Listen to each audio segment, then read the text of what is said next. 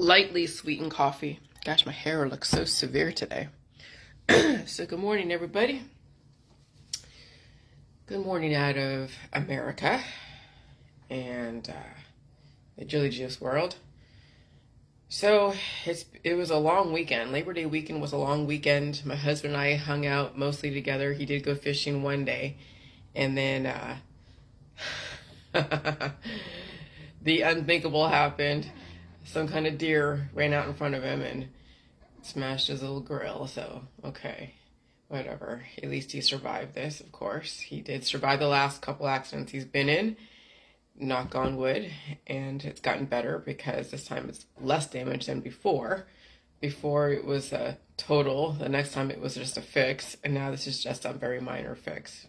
It'll be more than $1,000, but but at least I guess things are looking up as far as my husband and his luck with cars. That's why he called me the other day when I was on Facebook Live on Saturdays, because he had to tell me that, well, a deer ran in front and da-da-da. I'm like, okay. So as long as no one was hurt, okay, whatever. But anyways, a long weekend. It was a really long freaking weekend. And it was full of new and interesting things as far as going out and me testing the waters, the public waters, and how my body's going to react and what my body, how my body responds to the environment with my immune system activated. Now, you can hear me sound like I have stuff in the back of my throat and all that. Yes, I was hawking out loogies this morning. Hawking out loogies, pooping a lot, and all that stuff. But that's just because, again, you have to go through the processes of bringing in new information, releasing the old information, not accumulating the antibodies from the body protecting itself, plus then other people's antibiotics, other people's protection that now is going to attack you. And then you have to protect yourself from other people's immune systems. See, and that's really, when you think about it, that's where it all comes down. That's why the medical system is so huge on the immunotherapies. Why they want at least 80% of the people therapized ever since 2019, 2020. Now, on one hand, it's what kept us in a relatively cohesive, cured society where everyone is cured within the state that they're in, within whatever gifts that were given to them at birth, and then all the antibiotics plus the immunotherapies, which are the same thing, they kept people within a specific state of existence for a certain amount of time. Of course, as you keep reproducing on bodies that are taking on antibiotics with antibodies attacking them, then each generation will progressively decline, which is why then you saw the rise in cancer disease and chronic illness. And not just from the immunotherapies, though they would never say it was just solely them. I mean, they're part of the whole issue.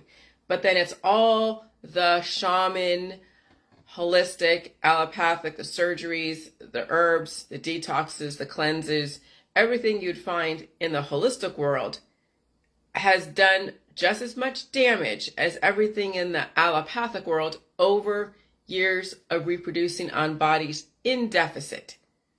And this is not just a one-time thing. When I put spice in my food, let's say pepper or a little bit of garlic, that will give me some antibodies, right? But that also will, encourage activity, and I'm also releasing. But then that's just like one generation. That's just one instance, one day. I take in some garlic and some salt and pepper, and then my body goes through whatever it has to go through. It gives me the strength because I have other food. And then I also release the next day. So I'm not accumulating all these antibodies in my body from the food supply and anything else I come out there. But people out there with their closed immune system, and I would say closed immune system, right? With a closed alimentary canal, not literally closed, but a closed system, which means that you're only minimally releasing. You're taking your medication so you stop the release. You take all the different, you do all the different surgeries and all the different things to stop the body from releasing. And so over time, from someone that's born in 1940 to then having a child in 1960, okay? 40, 50, 60s, maybe 70. And then that child has a kid, then like the 2000s, okay? Then you see what happens when every generation is taking their antibiotics and their painkillers and their surgeries and their immunotherapies. Then all those little antibodies are mixed, are so diverse that then it becomes organized and it becomes the monster. It becomes the beast that then through trauma gets trained. Okay, and so I'm trying to kind of give you sort of a synopsis of this whole thing when you think about it. And so then that monster can make you a genius. That monster can make you an athlete. That monster can make you talented in art, in music, it could also help you learn a job, an industry. I mean, you see how compartmentalized our society is. This one person is good at making lays. This other person is good at teaching children. This person is good at schmoozing and whatever. So you see all the different compartmentalized people that have had their immune system trained in such a way. Okay? And so so then when you think about what happened like in not know what happened, but what is it? Einstein was born in 1879, and when was the first, when was penicillin, which is the most widely used, antibiotic? It was like 1922, 1928, something like that. And so Einstein wasn't given penicillin. I'm sure there were other humors or other alchemy that was used on him, because even though he was genius, so there could have been other alchemy that really developed the kinetic energy to his brain. But we also know that the Rosicrucians, way back in Imhotep days, 2600, 2700 BCE, they were using so many different alchemy type of things, humors, to bring up comedic, types of routines, witty people, sorrowful people, violent people, all the 12 different archetypes, and then all the 16 personality types. Okay, but then when you're using a wide amount of antibiotics, then you make the population. Well, then you use an aggressive antibiotic like penicillin on a wide population. Then you see the population become dumber and dumber over time. They grow up as geniuses potentially if they don't have as many predisposed issues, but then as they get older. That's why parents are like dumb, according to Disney and according to all the movies. Even though we say the parents are the future, they are. If some of them, even though they were dumbed down by the antibiotics, they still had an ounce of intelligence to start redirecting, and so they are the future. There are some parents out there that won't have a chance, that will not have a chance to redirect because they already came in at a deficit. They already were way behind the 8 ball as they were growing up. And as a parent, they're way behind the 8 ball. And so they're not going to bring in anything new. They're not going to want to feel pain. They're not going to believe anything interesting or different or take it on or consider it. And so they'll keep practicing the same thing. Surgeries on their kids, antibiotics and remedies and elderberry syrup and all the newfangled shit that's offered in the medical holistic system. And that poor kid is now, a little lab rat that may or may not survive the experiments. Okay? And so maybe, Einstein didn't get as many of the antibiotics that kids today are getting, so that, he was groomed to be as smart as he is, as he was. He's not around anymore. And so now you're seeing these kids out there, they're being groomed, like that one kid saying, I'm going to invent immortality, or I'm going to discover immortality, or some shit. I'm like, okay, good. I don't want to compete against the kid. I know it came off like that a couple years ago, or maybe a year ago when I first discovered that that's what they're doing with him. Maybe he will figure out a way to live indefinitely pain-free. Because that's exactly what science is trying to figure out, is how can you achieve what we're achieving without paying the piper? I don't know if that's going to exist. Can you? Because you're going to have to release the antibodies. Is there a way to release the antibodies. People are like, oh, well, you wash your blood, you can release all the antibodies from washing your blood, but you don't release all the antibodies, just the ones that are too numerous, that are working against you. But how are you going to know that? You can't go and target them. That's what they're doing already, the immunotherapies. They're targeting the antibodies that are causing issues, and now you have a war. Now you have another antibody that's going to target some, and it becomes a progressive, endless war. And so I don't know how this young kid is going to be groomed to invent immortality, because you're going to have to not only feel the pain of energy of lengthening your telomeres, but you also have to have the pain of release called the prostaglandins. When I'm pooping a lot and I'm really getting everything out, because just one time on the toilet isn't enough. Sometimes you really have to just get everything out. It's you feel the pushing, you feel the cramps in your colon as it's moving everything out. Like, you can actually feel your own bowels moving. That's how in tune you must be with your system, so you're not relying on the therapies out there to do a nip and a tuck that only will last so long.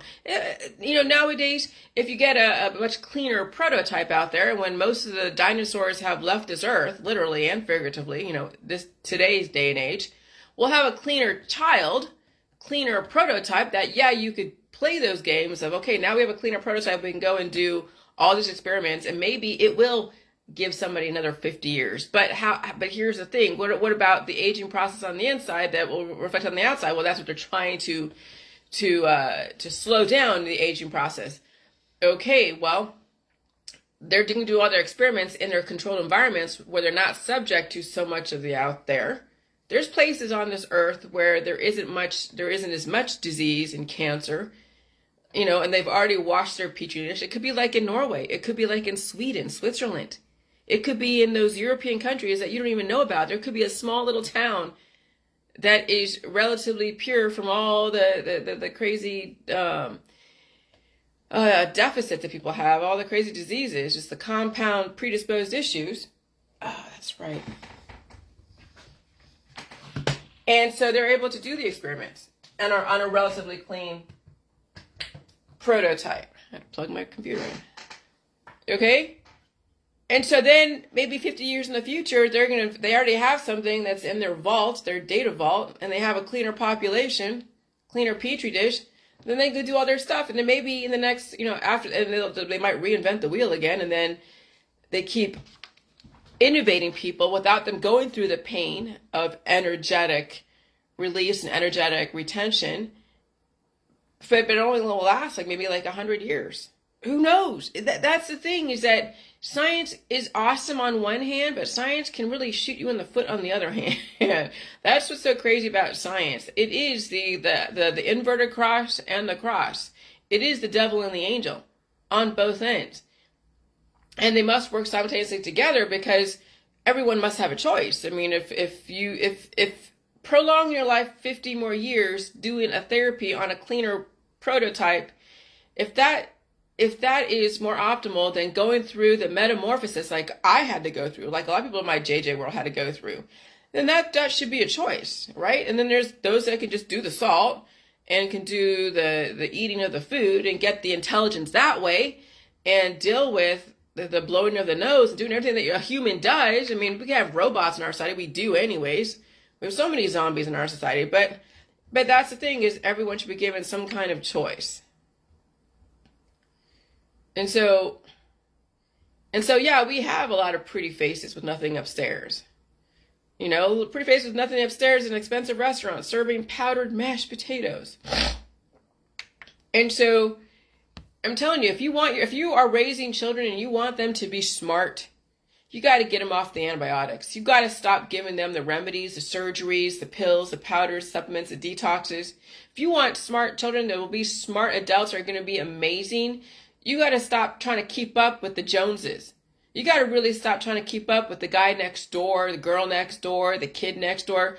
You mostly probably will have to homeschool, or go into an exclusive school where it's the best brains and minds that are relatively cured, that if your kid is able to hang on to their homeostasis of being smart, where they don't have to be down from a sickness because they got exposed to somebody else, because that will happen with kids that have with an activated immune system, like literally activated immune system. When they're around people and places and things, and they already have predisposed issues, they will be sick back to back to back. That's what a lot of parents are going to face if they want their kids to be amazing as young adults and adults. It's almost like you almost have to disappear. You homeschool your kid, and do your own curriculum that's sanctioned by the state, because that's what's going to be offered. You can't put a kid that's going to be evolutionary, it's going to be amazing, in a school with people who have behavioral issues, who are cured, who have a bunch of diseases that you don't know about. You can't put a kid that's going to be amazing with the general population, because they will destroy that child. They will destroy that child, because the child will, first of all, be different. The child will be sick all the time. It wouldn't be able to handle being in a mainstream school. A mainstream school is for the slave class, when you actually think about it. Mainstream education out there is for the slave class. Those that are going to be the movers and shakers, they're going to be homeschooled at home. And they're going to have to go through the torture of developing, of evolving, of dealing with their predisposed issues. And so then when this kid finally gets to a certain point where they've developed such amazing, where they get to a certain point where they grow up, and now let's say they're 21 years old, or less than that. Let's say they're 18 years old. They went through 18 years of going through their predisposed issues. They learn about the world. I mean, that parent, holy shit, that parent would be an amazing parent if that parent allowed that kid to deal with every single monster that parent gave that kid, plus then all the monsters in society, which is all the proteins and the viruses and the wind and the fluctuations and the climate change and all that. That kid is able to withstand all of that and go through the process of pain and disease and evolving and having to, understand everything about itself, as far as its own orifices. And the parent is also hella balanced, like major balance, like already dealt with its own predisposed issues. Now the kid's still doing it at school. It's still, it'll take a test. Let's say it'll take a test in, let's say the SATs. Let's say it does a test. It does whatever test. Okay. And it scores it scores like perfect. Now that kid has every fucking opportunity in the future in the world, that it already dealt with its predisposed issues. It knows how to handle new environments. It can sit still and listen to an instructor. It can even sit in a public classroom that doesn't have a bunch of riffraff, though nowadays kids deal with riffraff. There's shootings at school. There's stupid shit going on in colleges and universities. And so maybe it's best that this kid then does online and does papers and does things that way. There's so many opportunities for someone who is not part of the slave class that can be part of the leader class. And I don't say leader like, oh, they're going to follow me, but leader as innovator. Because you got to have your followers, you got to have your innovators. Innovators are the ones that really dealt with their evolutionary shit. And they're the ones that stay home more than not. Now, am I mirroring this after me? Absolutely. You know why? Because the more I stayed home, the smarter I fucking got. That's what I realized. Every single time I went through an evolutionary sequence from some version of the COVID that I caught from somebody else, and I saw predisposed issues, every single time I went through that, I got smarter. Things became more clear. It was just a compounding of intelligence. When I'm releasing the demons that made me so stupid, that made me tongue-tied, that made me do whatever, when I'm releasing those demons, holy crap. And then I'm taking on intelligence, and I'm feeding my mind stuff, and I'm reading stuff, and I'm taking time for myself, and I watch a little bit of Netflix, and watch a little news. I write stuff. I sleep. Okay. And so this is like the world of an innovator. When you think about it, the innovators aren't out there all the time taking on the masses bullshit. Innovators are at home more than not. And then they go out there and innovate themselves by other people's proteins. Like when I went out to the restaurant, or when I went and hung out with some people that I hadn't seen in a while, took on their proteins, felt my antibodies get drunk off the alcoholic atmosphere. I mean, I'm not saying that it's bad, but I'm saying that, you know, people drink, you know, and they're coughing stuff out, whatever, and your body is taking on the defenses, and your antibodies, your protection, your immune system is getting drunk off the atmosphere. Okay? But your immune system is getting drunk, not you. You feel it. It's almost like you feel yourself getting drunk, but you're not drunk. But then you know that that's right there in the back of your throat. If it really wanted you to get drunk, you would be drunk off of just breathing in the air that you're in, the atmosphere, the environment. But no, until you actually go through this process where you get to a point of being purified and you have opened up both your alimentary canal to where you are so in tune with your environment. When you go into different environments, you will feel the energy at this level. You won't be something that is just like taken for granted. That's what happens out there in the environment. People are so cured because they've taken on each other's immunotherapies and antibiotics that they're not really in tune. They're in a hive-minded type of mentality. When you're hive-minded, you are a robot. You do what other people do. That's what happens in family. That's the cult mentality.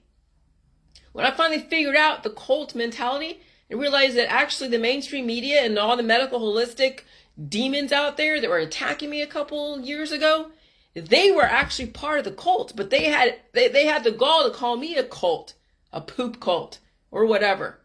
That's the pot calling the kettle black or something, you know? It's so ironic that the person who wrote that article calling us a poop cult came from a country where there's so many antibiotics all over the freaking place. The huge spice trade, turmeric and curries and all that is the antibiotics that develop beasts in people. That's why some foods out there I won't touch. I won't touch hella spicy food. I will not touch certain foods that are so full of crazy ass spices that you feel drunk just eating the food once you're purified. Because you are seriously attacking your body when you're eating so much of the heavy spices. Like seriously, so much of them. And that's why then the ayahuasca retreats happen and why there's so much of that crazy spiritual demon shit. Because when you have built the monster up so much in so many people, imagine what comes out. Imagine the riffraff that goes on when you have so many antibiotics developing antibodies in a body that doesn't really release. It can train. You can train any kind of dragon. You can train your dragon, train your beast to be whatever. And because that's essentially what it is. It's like you have an inner child, right? That's the immature immune system that all has is the B cell memories, the immature B cell memories that also develop into lymphoma and cancer. But then eventually you're going to have to mature that inner child to an adult. And that's where then you don't worship anyone. That's when you get out of the politics, religion, and science. I remember my mom said to me, she's like, well, we got to give you religion. Of course, Judaism was a religion that we were raised with. She's like, because you got to have a religion, something to rebel against. All children needs to be raised in a religion or a political climate and a scientific climate. Well, you're still in the religion, Mom. You're still practicing Judaism. You're still a Democrat. You're still believing in science and chemistry. Okay, so are you saying you're still a child? Yeah, inevitably she is saying that. And so once you mature the child within, you ain't gonna need the scientific dogmas. You'll need science to then just give you a platform to work from if you want to talk about stuff around science, so you have some ounce of knowledge of concepts in organization. But I mean, you're not gonna need religion because that's about absolution. That's being guilt-free. Religion is about absolution. It's about keeping your ass in line. Because you're still a child that needs guidance. That's why people go to church. That's why I'm by myself. Because if I had people that I was talking to, hanging out with, whatever, and I'm saying this shit that everyone that goes to church, everyone that believes in a religion and politics, you're all fucking children. You're all immature, messed up. Believe me. They'd be like, what the fuck? So I'm unto myself for a reason. Because that way I could say this stuff without feeling like I'm insulting my friends, my acquaintances. I've already insulted everybody. You're all fucked up. You're all immature. You have so much issues inside of you. You haven't grown up. You have to have religion. You have to have science, and you have to have politics in order to keep your ass in line, because you can't keep your ass in line. You can't control your urges. You got to have a million kids, and you all have addictions. There, I just said it. Now, you think that if I had friends or acquaintances that I was close to, you think I could say that to them? Or say that, not to them, but say that on Facebook? Oh, fuck no. That's what keeps people tongue-tied. That's what keeps them quiet. That's what keeps them in line. Because if they have friends and family that exemplify a doctor, a nurse, an immature person who loves their church and all this other stuff, and that's how they have controlled all of you, is through your family and friends and your associations and all of that, because you'd be too afraid to go against the cult. The cult. See how organized and strategic that is? Oh, it's amazing. It's freaking. And so once you take yourself out of the cult, once you get away from the politics, religion, and scientific dogmas, and you release yourself from all the crazy expectations and the people that keeping you in line through their nice love, then you have the fucking freedom. It was the jail of your family, your friends, the belief systems, the politics, religion, and science in your body, mind, and spirit that have messed up your fatty acid, amino acid, hormones, and minerals that are run by the viruses, parasites, protozoa, proteins, fungus, and bacteria. And now you see how our society has been constructed. You see Silicon Valley is the hub of it all. The Rosicrucians, they just got organized. They were scattered across the winds for many years. Not really, but they were, people thought they were scattered, right? No, they were organizers working in the background, just like your immune system when it's being hit by antibiotics. It seems like it's scattered to the winds because you don't feel anything until it fucking wants to do something. Until it gets so organized, and then, wow, we have a pandemic. Wow, we have now a new evolution. Wow, we have a new environment.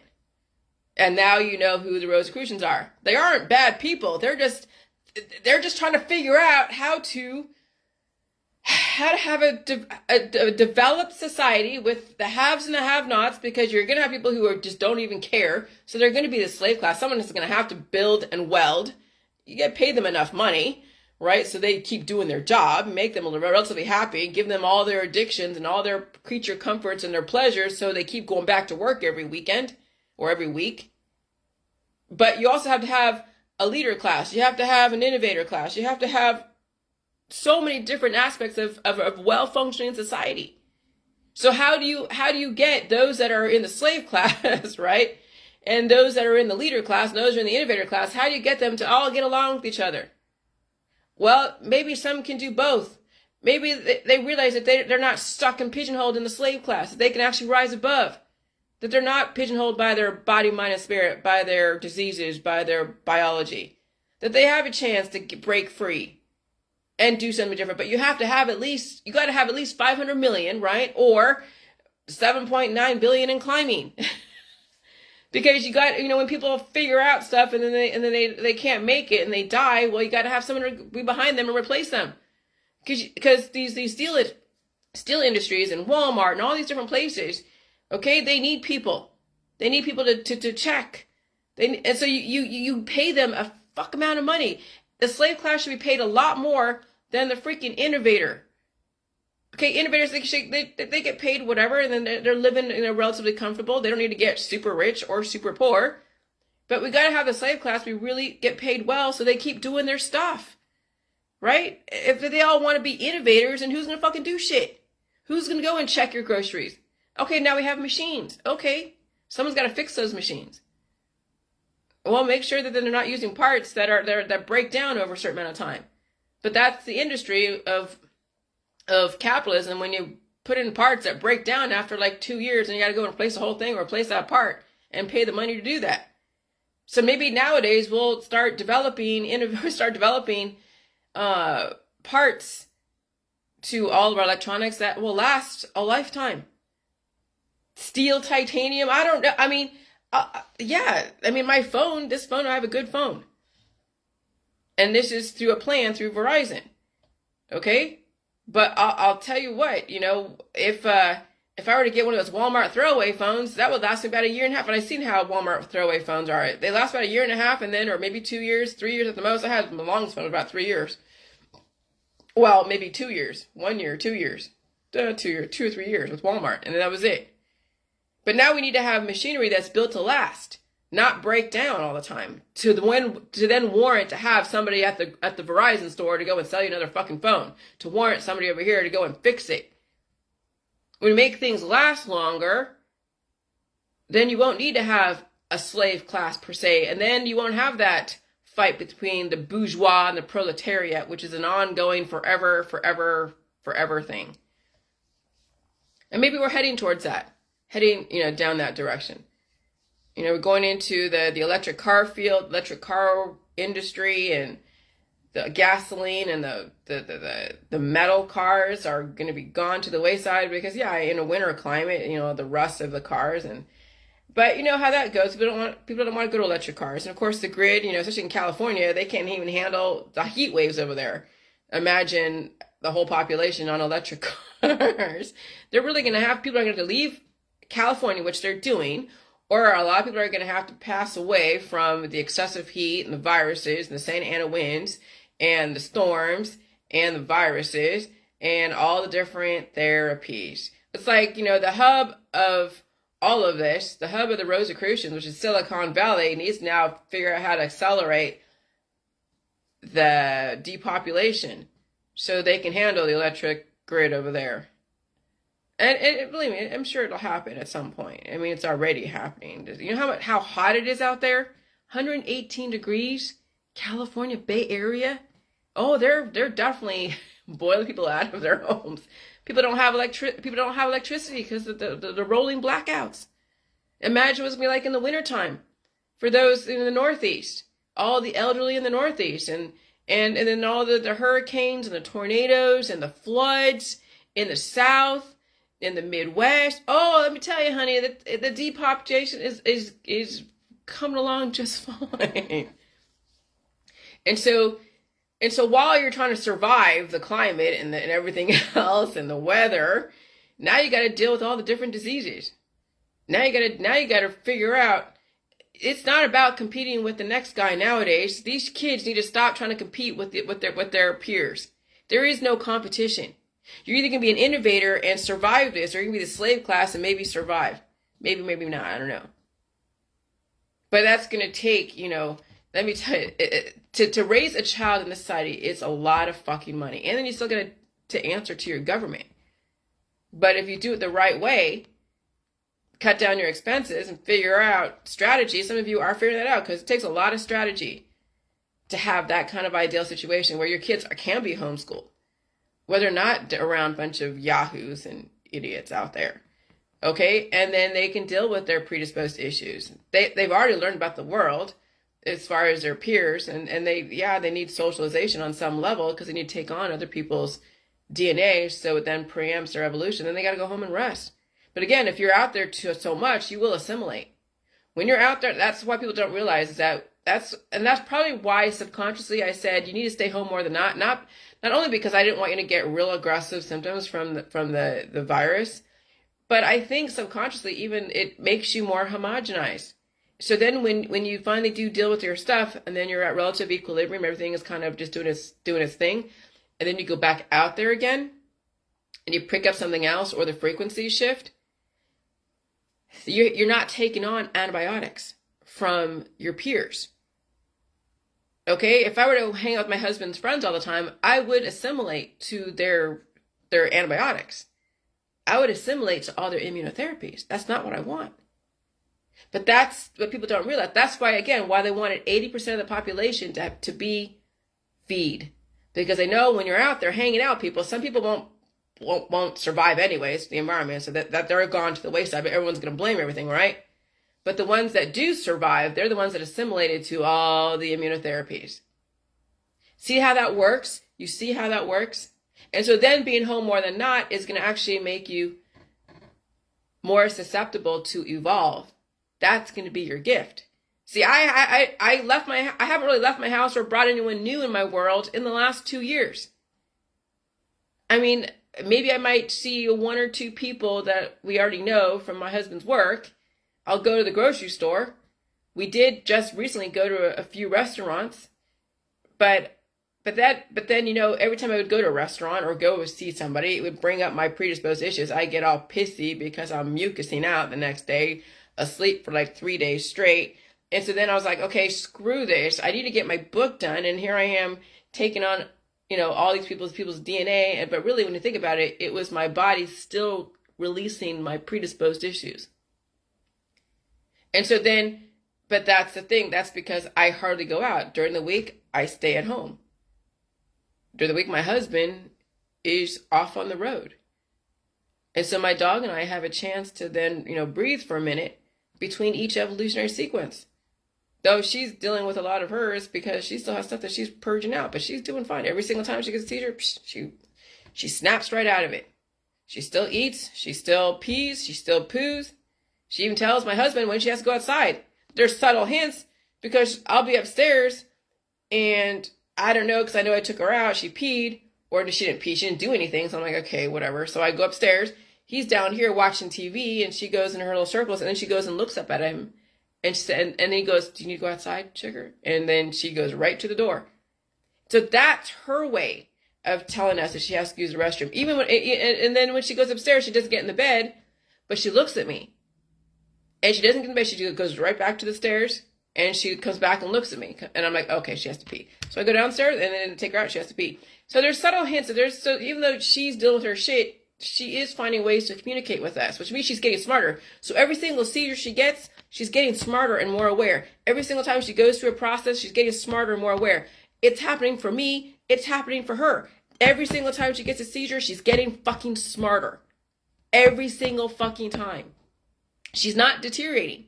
How many dogs and animals out there that go through all these different symptoms and they deteriorate? You know why? Because the owner gives them antibiotics. The owner does all the surgeries. The owner gives them all the fucking medical shit in the veterinary hospital. So no wonder these animals are deteriorating, and why people are afraid of symptoms, because they see that when the animal gets these symptoms and they deteriorate, it's because they were giving them antibiotics. That is the root of all the fucking issues, is the antibiotics, the surgeries, the pills, the powders, the supplements, the detoxes. Everything in the medical holistic industry has dumbed down, declined all of biodiversity. Let that sink in. And now when your friends and family are in this, how do you say that to them? They've built their whole fucking life on the death of their friends and family incrementally. How can you tell a highfalutin doctor who's a surgeon that they have made money off the backs of destruction? You can't tell them that. Oh, the cult will come after you. They will use the mainstream media. They will use every single thing in the arsenal to destroy you, to shut you up, to whatever. I mean, as far as spiritually. You can't go and harm people because you don't believe in what they believe in. But as soon as you actually start pointing out the logic and you see then the patterns, and then you're able to go down to the most, microscopic credibility point of view, all the way to the macro level. You see micro levelly what's going on at the macro level. You can't deny that's the fucking thing that's going on. Surgeons are revered in our society because they are part of the depopulation agenda. That's why they make a shit ton of money.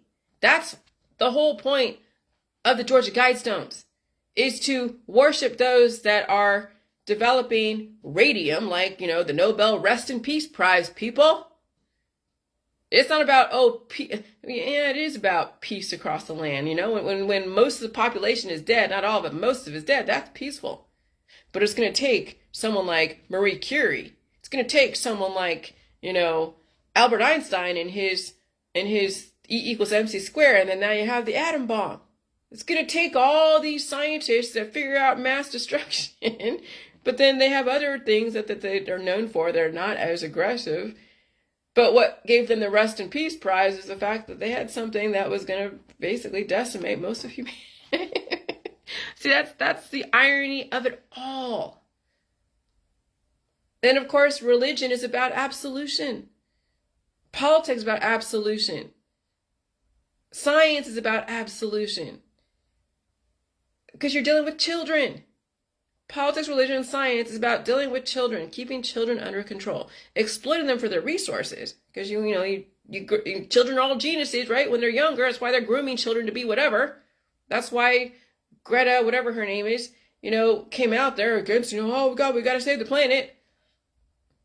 Right? Using children, just like, back in 1945, that dictator. I'm not even going to say his name because I don't want to flag any algorithms. But he was using children as an asset. Well, they knew Imhotep was basically a child that developed all of the crazy sciences, chemistry, engineering, physician stuff. He was 20 years old when he died. But he was a child. Probably when he died from all the fucking antibiotics that he discovered in the surgeries. And then you fast forward to Babylon, people were living a little bit longer, right? Because they figured out how to control the antibiotics so it doesn't fucking kill you. Have a little bit of rules, and then you have Hammurabi. And then fast forward again, then you have the Middle Ages, and then they're just perfecting all this shit. And then you get someone like Alexander Fleming that develops penicillin that's widely used on everybody. Then you have the amoxicillins and all the different antibiotics. And then you look out there and you look at people and you're like, wow, such a pretty face, but man, she's all about her body and trying to find a man. Oh, I was the same way. I had an ounce of intelligence in me, but I was trying to find a man. Absolutely. I didn't know how to use my intelligence because there was nothing in society that I could go into that they'd be like, oh, look at your resume. You have you're job hopping and you didn't even graduate college. You've been to all these colleges, so it means you can't stick around. You're moving everywhere. Yeah, there was nowhere in society for me, even in my 30s, until I developed my own little business of cold calling people and building up other agents to get their agency up and going. And once I was done with that, either I could try to be part of their agency and be the customer service, the CSR plus the cold caller, or a junior agent in an agency. But that wasn't, that was okay, but that wasn't really my forte. There was a lot more that I wanted to do, and being stuck in an office, that just wasn't, and I didn't know what it was for me until I figured it out. But I guess I had to get a stable background, a stable foundation first before I finally bloomed. So that's why looking for a man for me was what was necessary. But it wasn't the men in Silicon Valley. They were looking for the Stepford wives. They were looking for the highly educated women that were going to have their babies and play the game. They have their group of friends. And, you see it all over the 90s movies of he's not that into you.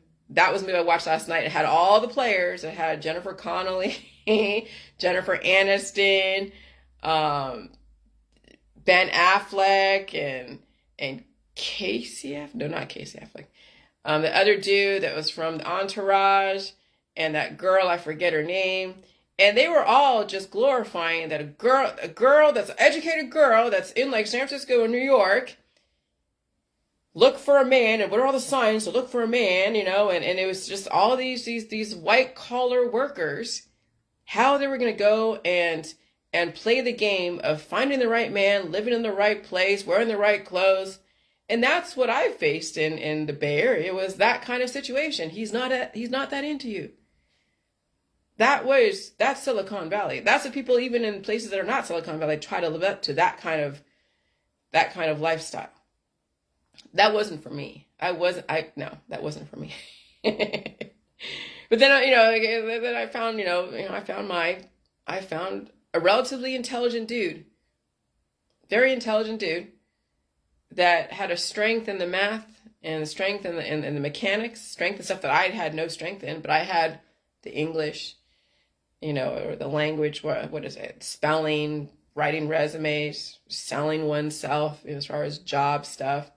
And so I took my world and figured out what he needed, plugged in the fucking holes, became indispensable in his world. And this is then how I'm able to do this, because I figured out what he needed. I knew what I needed, but he had to figure out what he needed, and I figured out what he needed someone that, that could write the resumes, that we got into the trucking world, that then he can transfer it into whatever he wanted. It didn't have to be over the road, all of the time where I live on the truck. That wasn't going to last. We had to set roots. Okay. And so it does take strategy to develop strategy. And if you don't have the time to take care of yourself, which is really a strategy, if you're always busy and you haven't developed a path where you can actually take time to breathe and take care of yourself, then you won't have the strategy, you won't have the time, or you won't have the environment to develop your strategy to survive. You gotta strategize your strategy. And if you don't strategize your strategy, then there's no strategy. Like, seriously.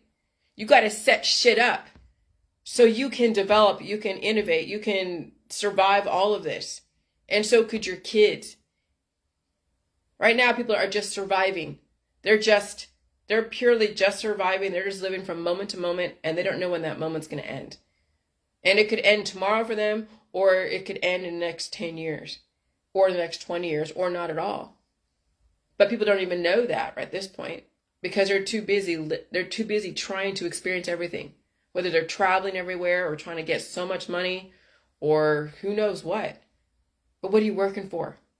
What are you seriously working for? If you're working for your friends and your family and your associates and all that stuff, then you're part of the sacrificial lambs. If it's all about pleasing your friends and family and holding up to their expectations, then yeah, you're not going to get this. If you don't think of yourself as number one, and you truly have to think of yourself as number one, if you don't take care of yourself, nobody's going to have the benefit of you. And then what's the point? Oh, that's selfish. Of course. Because if you're not around, then the people don't have anything to get from you, even if it's just a little bit. But the reason why people are giving themselves so freely to everybody is because they've been taught that it's not about them anymore. It's about everybody else. But everybody else is them. If everyone took care of themselves, like I said again, if everybody took care of themselves, if everybody was selfish, we would have an amazing fucking population.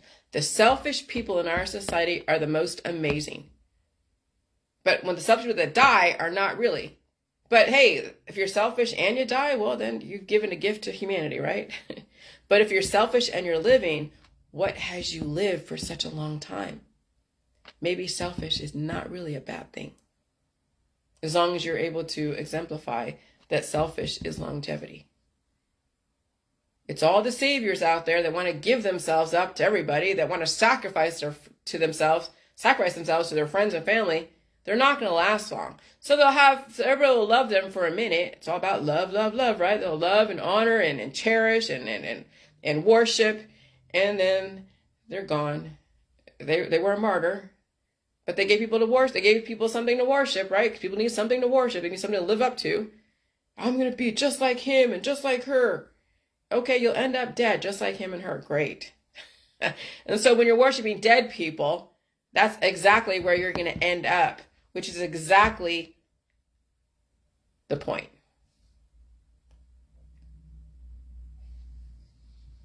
So now you see why Disneyland is an adult paradise for children. Peter Pan never grows up. Sleeping Beauty, drugged. And Snow White, jealous mother, drugs her child. I mean, now you see why Disney is so amazing in their allegory. And then you see all the right-wing Christians are like, don't watch Disney. Don't watch Disney. It's so demonic. As they are worshiping someone who died on the cross for them. And they're going to end up dead too. And they're going to the medical holistic system. And they're telling people to not watch Disney. Oh, honey, you already are Disney. You are the Illuminati. You're exactly what the Illuminati want you to do. They want you to stop watching them. But you'll end up still going to get all your procedures at the medical system. So as you're not watching Disney, you're carting yourself off to the E ward or to the emergency room, getting your procedures, and you'll end up just like the person you worship, murdered.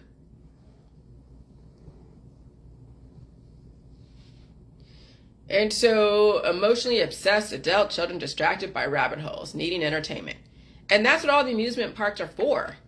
That's what all the amusement parks are for. The carnivals. It's just entertaining children. That's why all the different horror movies are about the carnivals, right? The fairs. All the concerts.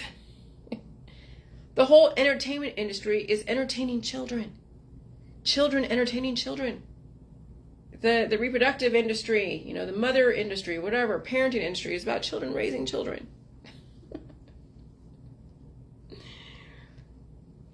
So people were smarter prior to using ABX on the slave class. I would imagine so. Einstein, age 14. There's a picture of him. He looks rather astute. Looks rather smart. And he was born in 1879. And then in 1928, that's what it is. 1928 was when Alexander Fleming discovered penicillin. And I'm sure that was widely used everywhere. So now it dumbed down the population even more. Okay. But then, of course, they figured out with biotech how they can still use antibiotics and then do different therapies to, accelerate the brain processes. That's probably why you have the type A and type B, or type AB blood types, because that's the agglutination. That's the antibodies. That's the antigen programming, developing antibodies.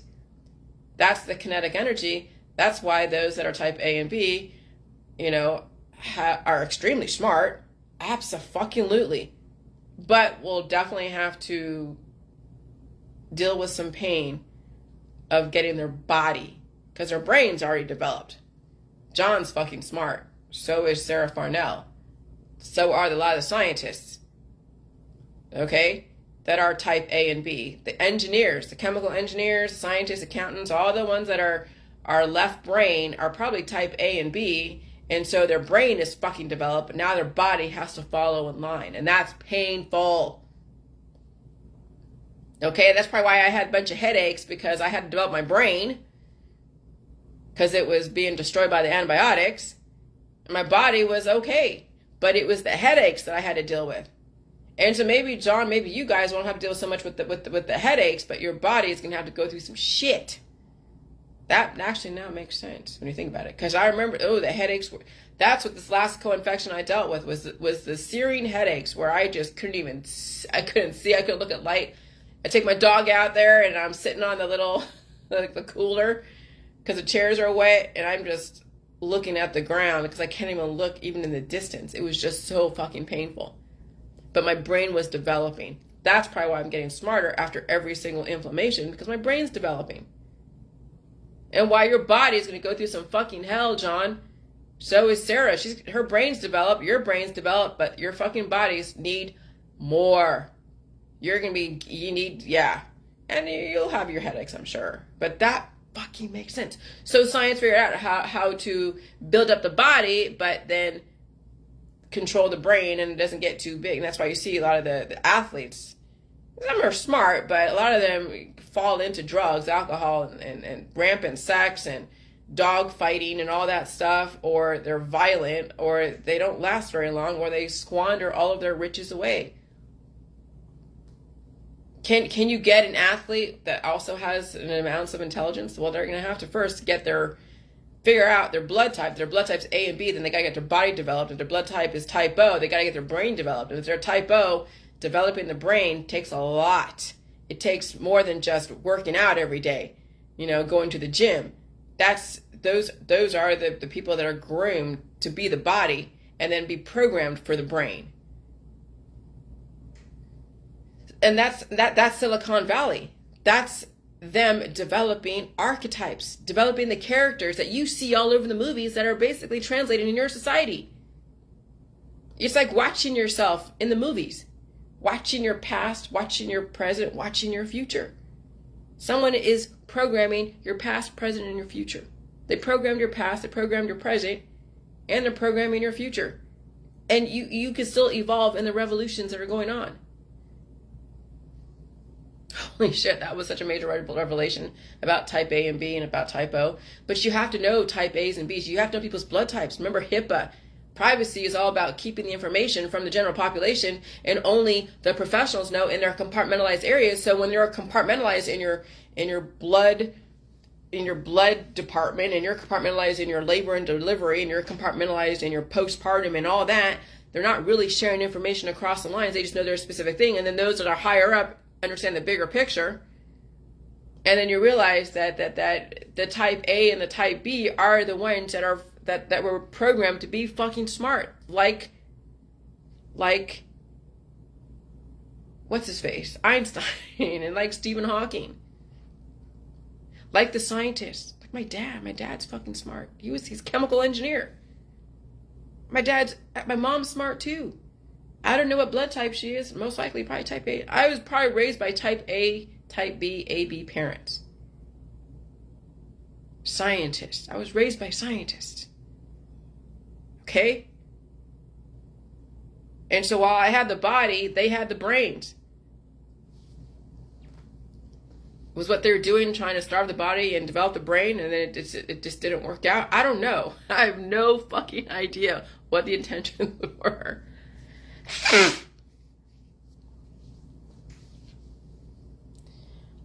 All right. And so children need to possess people and objects. Okay? I've never wanted to be attached to objects. Obviously, I'm attached to people. There's something else. There's something else that I knew was going on that I just couldn't put my finger on. And so those that are all about materialism, those are all about possessing people, a bunch of friends, a bunch of family. Yeah. Children. And like I said again, children need politics, religion, science, spirituality, and science dogma. Mature adults do not. Mature adults don't have any enemy or need guidance or authority to keep them in line. You know, I mean, as long as I know the rules of paying taxes and my rules of the road and the rules of whatever, I just abide by the rules. There's a reason for them. Okay? Mature adults do not believe in magic. They understand chemistry, frequency, and biology and technology. Mature adults do not worship or look up to anyone because they know people are just people with different capabilities, that if one focused, one could be just as capable. If I want to be an athlete, I can go up and down the stairs a million times, run around the block, lift weights, play the athlete game, go and find someone to train me in whatever sport that I want to be in, and I could be a fucking athlete. Do I need to worship Schwarzenegger? Do I need to worship, Serena, whatever her name is? Do I need to worship Tiger Woods? It just takes practice, takes relatively balanced body, mind, and spirit. It takes a good trainer to show you everything that you need to know about the sport, and then use your natural gifts that are developed by you. It's not that difficult if you put your fucking mind to it. But people don't think they have that capability, and they're pigeonholed in their biology. Then they go and worship shit. They believe in magic. No, it's called frequency. It's called biology. It's called chemistry. It's called technology. It's called fucking physics. But could you tell someone that's never studied physics, chemistry, biology, technology, don't understand how shit works? They will worship. The ignorant worship things that they don't understand because they don't understand. They were never taught it. They never bothered to even want to learn it. Because they have too many antibodies in their body and they're overwhelmed by the innovation that it caused them to glitch and then just react. That's what children do. They just react to their environment, react to the politics, religion, and science. They react to their everything. That's what children do, is react. That's what happened back in 2018. I was just doing my thing and they all reacted to all of my shit and they fucking went crazy. The cults came out. Children ask people questions that are easily found all over Google. Mature adults take in all perspectives but narrow their focus on one type of perspective and keep that perspective on their Facebook without actively crossing other boundaries. And so when someone asks me, well, what is this? Well, what is that? And I'm like, oh shit, fucking Google it. You know, when someone drops things that I don't understand or know about, I don't ask them, well, what is this? Because for me, that's just like, why would I ask them? I just go to Google. Because when I get an answer from someone, I'm getting a biased thought process. It's like I'm worshiping them. When someone asks me a question about what is this, I say, I don't understand the question. Go fucking Google it. Because you're getting a biased answer from me. If you want to be a fucking adult, you go out there and you go look at all the perspectives and you come to your own conclusion. But don't ask one person, like asking for recommendations. Oh, someone to recommend, a type of cleaner for this, type of cleaner. I'm like, fucking Google it. Why are you asking your community this shit? You can't fucking Google and take in all the different stuff? Oh, that's right. Your friends and family are Google. They're going to have a whole line of everybody giving their, oh, you clean it with bleach, you clean with Pine Sol, you clean with Windex. But that's, in my opinion, that's a waste of fucking time. Okay? Because, first of all, you don't even know why they use that. And then you turn it into a whole thing. Oh, Jesus Christ. You know what I clean with? I clean with Pine Sol. I clean with bleach. Actually, I don't clean with bleach anymore because if I do end up cleaning with bleach, I end up putting in the rag and the laundry and then I bleach all my husband's dark clothes. So I clean with Pine Sol and I clean with detergent for the clothes. And sometimes I'll use even dish detergent with the clothes if I run out of detergent. That's it. You know, if I need to have more of an aggressive element because taking off lime, then I'll use lime away. Oh, but that's right. If they're into something that's, you know, like farming or something else, or they have asking questions. Here's the thing. There's so much on the internet that you can research where you can actually show people, hey, this is what I found when I went on Google and I researched how to do this. And this is the outcome. Look how amazing this is. This is the outcome. You know what I mean? I mean, there's something to be said for you going out and learning, taking all the information in the world that's off of Google, applying it to your life and seeing the outcome, and then do trial and error. Oh, so this didn't work. I'm going to try this. Oh, and this didn't work. I'm going to try this. Oh, this didn't work. I'm going to try this. Until you end up with the perfect outcome. And then you take into account the climate conditions, and you take into account so many different conditions. So that way you're not saying, well, this is the best thing to use like this. Because somebody could be in like Texas and you're using a certain kind of food or a certain kind of, you know, shelter or a certain kind of whatever. And you're like in the South and they're in Texas and they have to use something different.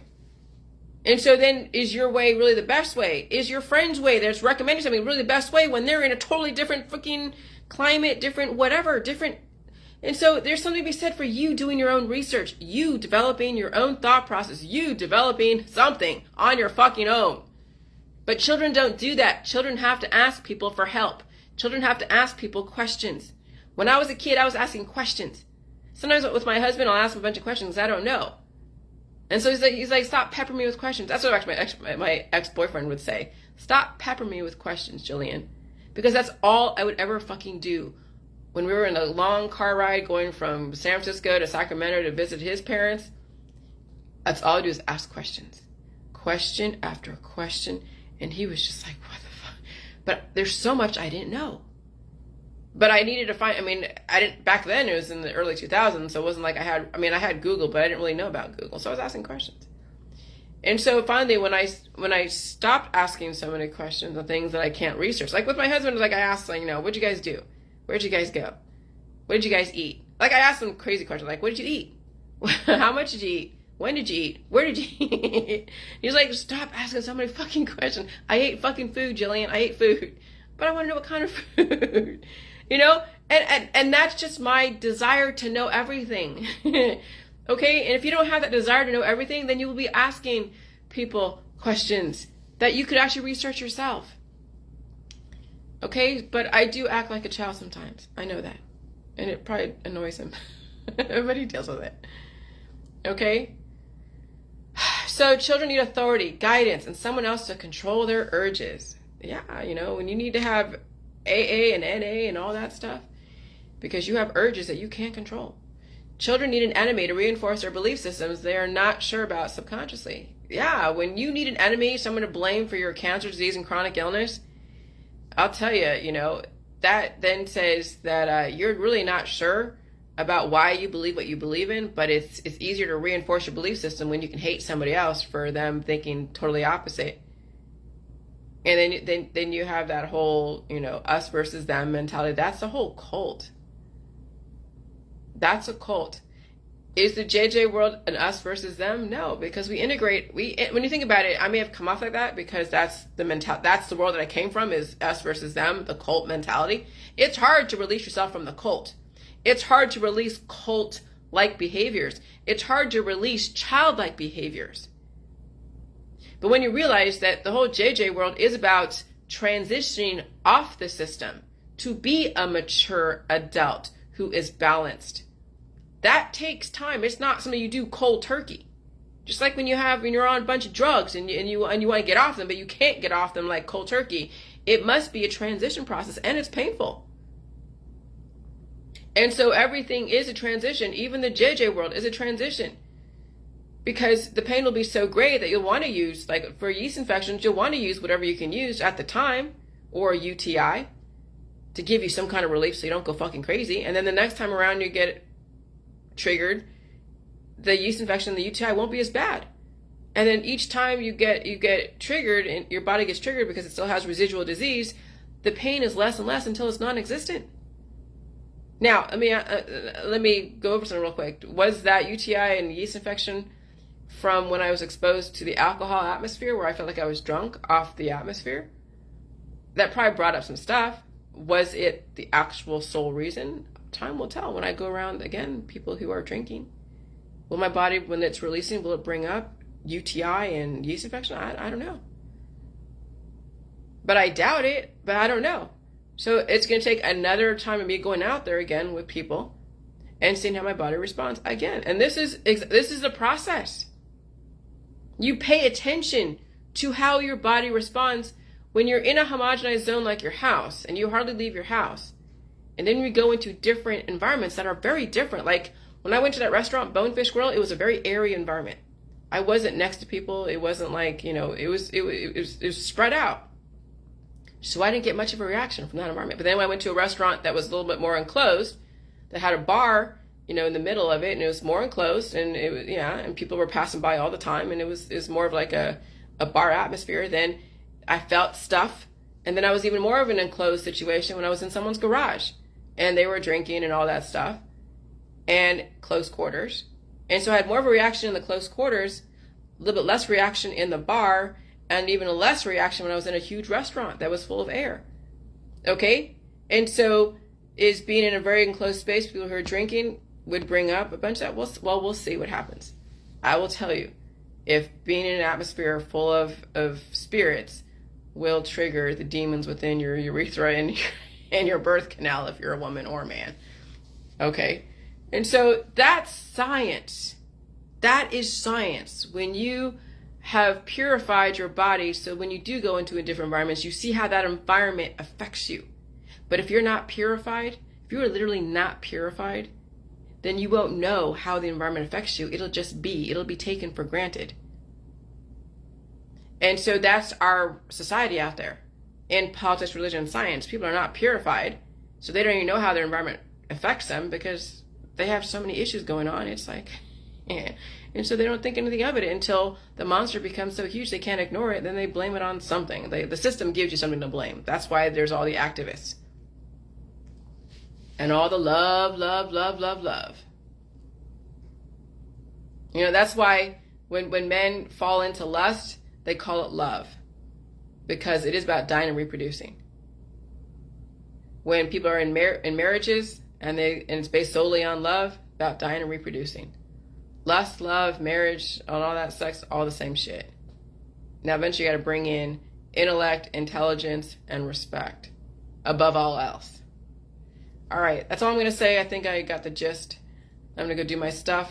But I figured out this book is going to be insane. Oh, God, it's going to piss people off. But hey, I'm sorry, but people got to fucking grow up. I'm tired of the children out there. I'm sure, and I know the Rosicrucians, the power elite, whatever, they're tired of dealing with children too. And so they really have to psychologically op you guys because they can't force adults who are children to convert. All right, bye.